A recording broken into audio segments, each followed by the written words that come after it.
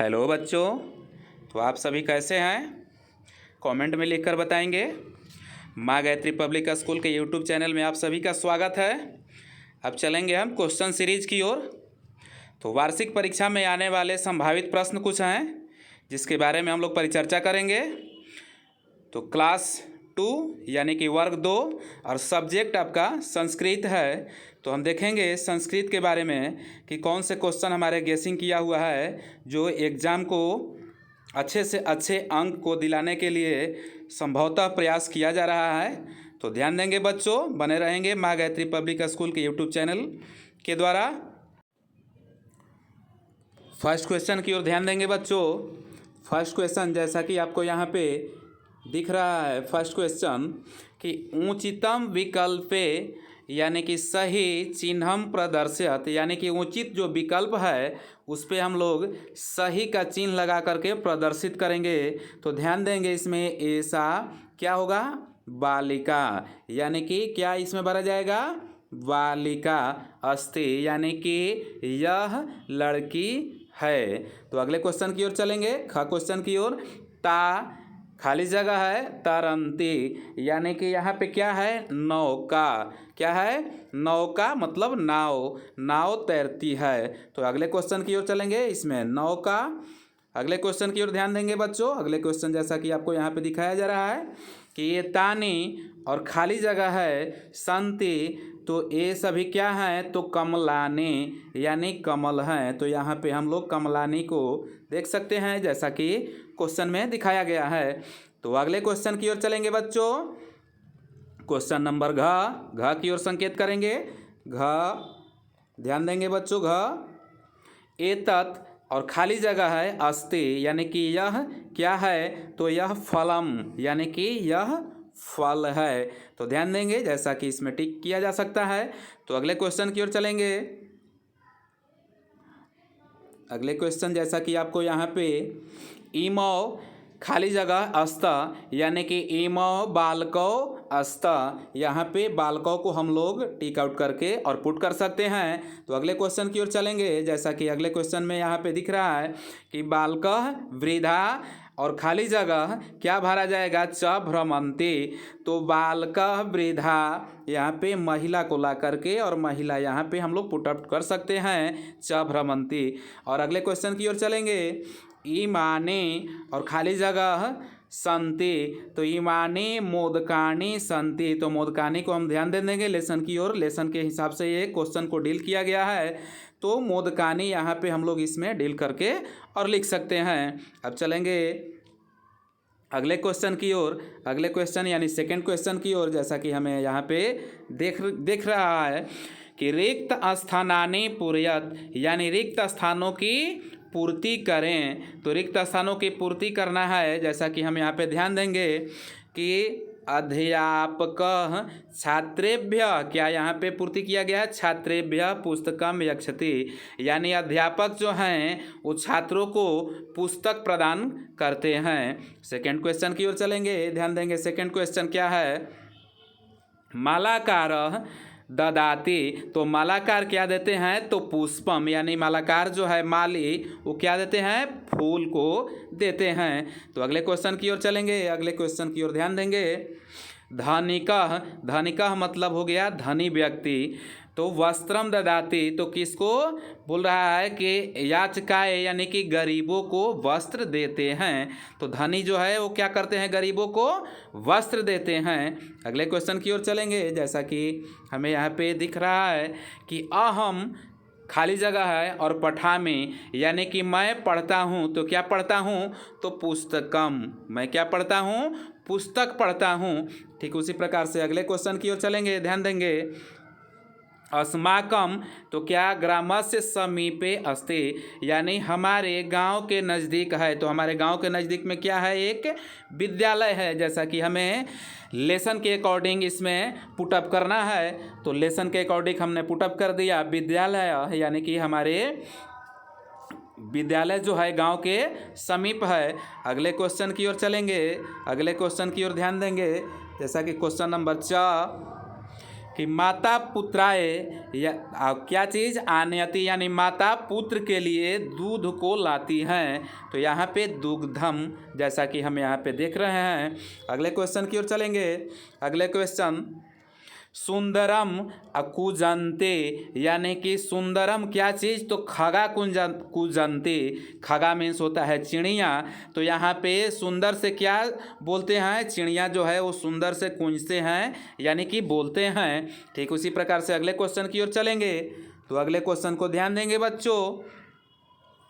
राम खाली स्थान है, रावणम मारयति, तो रावण क्या चीज़, बाण से, तो वानेन रावणम मारयति यानी कि बाण से रावण को मारते हैं। अगले क्वेश्चन की ओर चलेंगे। जैसा कि क्वेश्चन यहाँ पे गजह, गजह मीन्स होता है हाथी और खाली स्थान है पशु है अस्ति, तो कैसा, विशालकाय, कैसा पशु है, विशालकाय यानी कि बहुत बड़ा पशु है।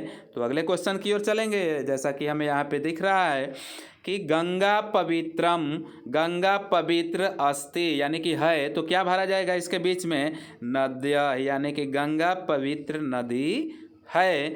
तो ध्यान देंगे बच्चों। अब चलते हैं अगले क्वेश्चन की ओर। अगले क्वेश्चन यानी 3rd नंबर क्वेश्चन की ओर ध्यान देंगे। पठत स्मरत च, बोल रहा है कि पढ़ें और स्मरत च याद करें, यानी पढ़कर हमें याद कर लेना है। जैसा कि दिखाया जा रहा है क्या, अपि, अपि मीन्स क्या होता है, भी। अगले क्वेश्चन की ओर चलेंगे।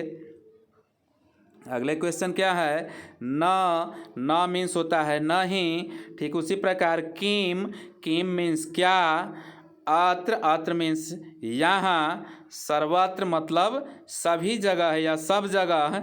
ठीक उसी प्रकार से देखेंगे यत्र मीन्स जहाँ, वही मीन्स बाहर, और प्रातः मीन्स सवेरा। तो इस प्रकार से हम शब्दार्थों को पढ़ लेंगे और पढ़कर याद कर लेंगे, ताकि हमारे वार्षिक परीक्षा में आने वाले प्रश्नों को हल करने के लिए उचित समय पर उचित आंसर को दिया जा सके। तो इस प्रकार हम चलेंगे अगले प्रश्न की ओर।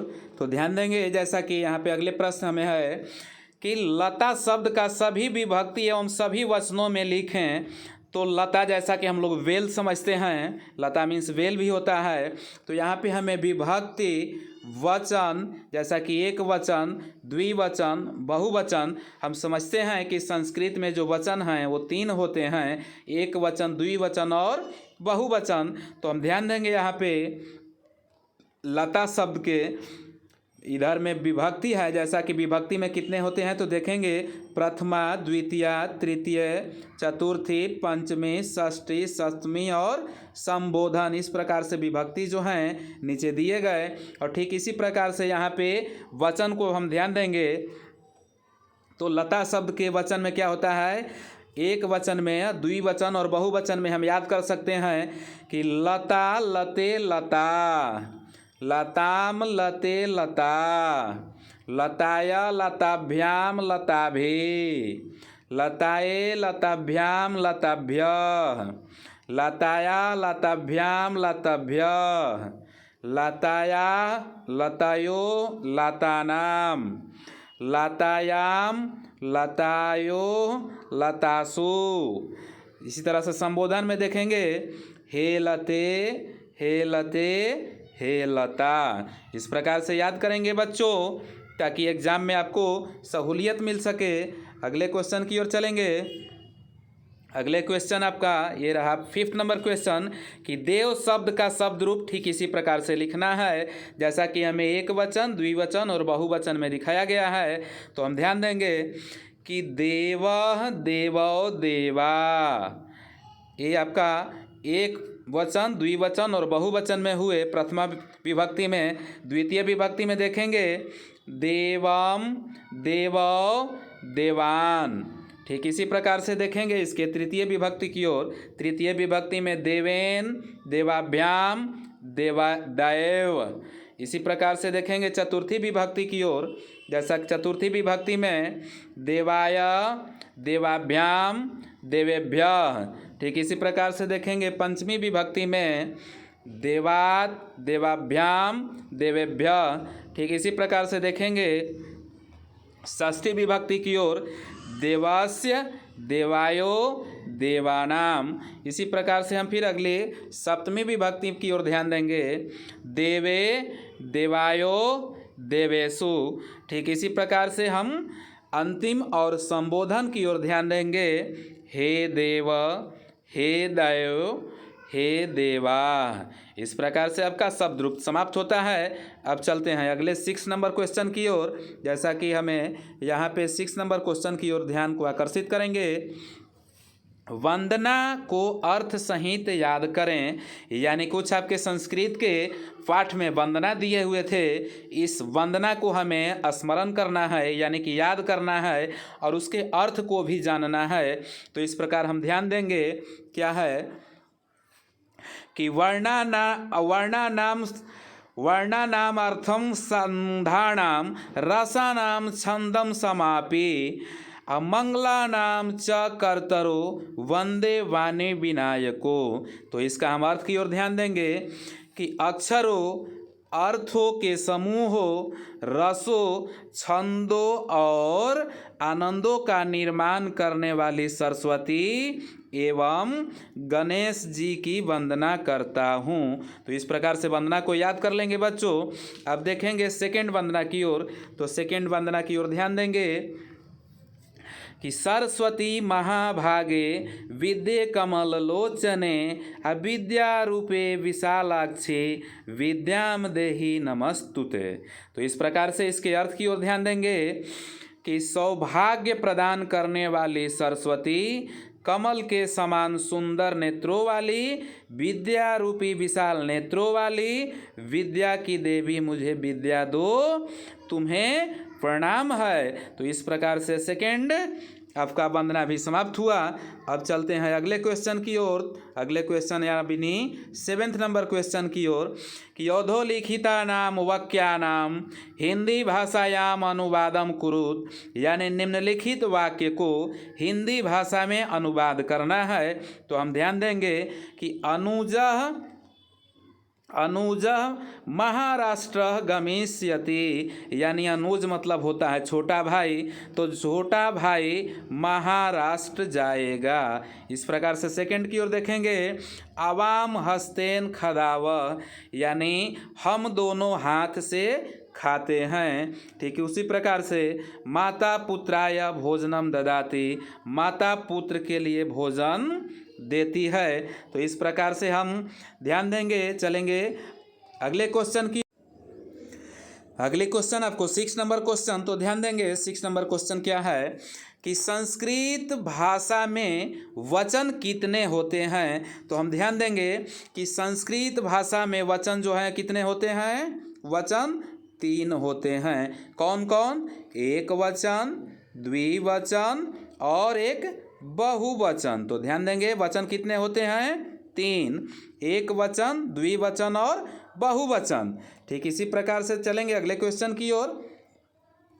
एक वचन, द्विवचन और बहुवचन की परिभाषा लिखें, यानी एक वचन किसे कहा जाता है, द्विवचन किसे कहते हैं और बहुवचन किसे कहते हैं। तो जैसा कि हम यहाँ पे देख रहे हैं एक वचन की ओर, तो एक वस्तु या प्राणी को बोध कराने वाले शब्द रूप को एक वचन कहा जाता है। तो हम ध्यान देंगे कि एक वस्तु या प्राणी को बोध कराने वाले शब्द रूप को हम एक वचन कहते हैं। ठीक है, उसी प्रकार से हम चलेंगे द्विवचन की ओर।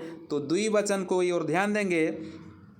द्विवचन कि दो वस्तुओं या प्राणियों का बोध कराने वाले शब्द रूप को द्विवचन कहते हैं, यानी कि जिससे दो वस्तु या प्राणी का बोध होगा वे द्विवचन कहलाते हैं। ठीक उसी प्रकार से हम चलेंगे अब बहुवचन की ओर संकेत करेंगे। तो 3 या 3 से अधिक वस्तुओं या प्राणियों का बोध कराने वाले शब्द रूप को हम लोग बहुवचन कहते हैं। तो याद रखेंगे बच्चों वचन के बारे में। अब चलेंगे अगले क्वेश्चन की ओर। जैसा कि यहाँ पे हमें दिखाई दे रहा है, अगले क्वेश्चन है 8 नंबर क्वेश्चन कि सर्वनाम किसे कहते हैं। तो ध्यान देंगे जो शब्द संज्ञा के स्थान पर प्रयोग किए जाते हैं वे सर्वनाम कहलाते हैं, यानी कि सर्वनाम कहे जाते हैं या उन्हें सर्वनाम कहते हैं, यानी जो संज्ञा के बदले में आता है। जैसे कह सकते हैं कि राम पटना जाता है, तो राम के बदले में कहा जा सकता है कि वह पटना जाता है, तो राम के बदले में वह आया है, तो वह जो है वह क्या हो गया, सर्वनाम, जबकि राम जो था वह संज्ञा था। तो ठीक इसी प्रकार से अगले क्वेश्चन की ओर बने रहेंगे आप। अगले क्वेश्चन, संस्कृत भाषा में पुरुष कितने होते हैं? जैसा हम लोग समझते हैं कि इंग्लिश में पर्सन के नाम से जानते हैं, तो संस्कृत भाषा में पुरुष कितने होते हैं? तो ध्यान देंगे, संस्कृत भाषा में 3 पुरुष होते हैं। कितने होते हैं? पुरुष जो हैं 3 होते हैं। कौन कौन होते हैं? प्रथम पुरुष, मध्यम पुरुष और एक आपका उत्तम पुरुष। तो संस्कृत भाषा में पुरुष 3 होते हैं। अगले क्वेश्चन की ओर चलेंगे, 10 नंबर क्वेश्चन की ओर ध्यान देंगे बच्चों। 10 नंबर क्वेश्चन, संस्कृत भाषा में लिंग कितने होते हैं? तो हम लोग लिंग को जेंडर समझते हैं अंग्रेजी में, तो देखेंगे संस्कृत भाषा में लिंग कितने होते हैं? तो लिंग 3 होते हैं। कौन कौन होते हैं? एक पुल्लिंग होता है, दूसरा स्त्रीलिंग होता है और तीसरा नपुंसक लिंग। तो ध्यान देंगे बच्चों। नेक्स्ट क्वेश्चन की ओर बने रहेंगे। जैसा कि नेक्स्ट क्वेश्चन आपको कि संज्ञा किसे कहते हैं? तो ध्यान देंगे, संज्ञा किसे कहते हैं? किसी व्यक्ति, वस्तु, स्थान आदि नाम को संज्ञा कहते हैं। यानी दुनिया में तमाम चीज़ें जो हैं वह संज्ञा कहलाती हैं। जैसे व्यक्ति में हम लोग कह सकते हैं रमेश, कमलेश, महेश, ऐसा। और वस्तु में हम लोग किसी को किताब कह सकते हैं, टेबल, कुर्सी, मेज, कुछ भी कह सकते हैं। और स्थान में हो गया आपका पटना, गया, दरभंगा, नालंदा, हाजीपुर, भोजपुर। स्थान में कोई भी आ सकता है, तो इसे हम लोग क्या कहते हैं? संज्ञा कहते हैं। तो इस प्रकार से आपका संस्कृत सब्जेक्ट का क्वेश्चन का श्रृंखला समाप्त होता है। तो अगले वीडियो के लिए बने रहें माँ गायत्री पब्लिक स्कूल के यूट्यूब चैनल में। सभी बच्चों को धन्यवाद अच्छे से अच्छे अंक प्राप्त करने के